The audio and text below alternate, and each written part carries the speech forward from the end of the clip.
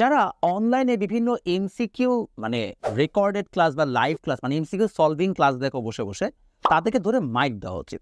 মানে আমি একদম ব্লেটেন্টলি এটা বলতেছি, আমার মাথায় ঢুকে না যে কেন একজন মানুষ বসে বসে এমসিকিউ সলভ করতেছে যে চারটা অপশনের মধ্যে এইটা হবে না এইটা হবে, কারণ এটার ব্যাখ্যা এটা। আমি এটা বসে বসে কেন দেখবো?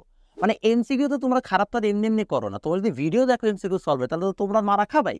তোমাদের মেইন কাজ ছিল এমসিকিউ নিজে প্র্যাকটিস করা, বিকজ তুমি একটা চ্যাপ্টার পড়েছো, এটা তুমি সব বেসিক এবং সবকিছু তুমি জানো।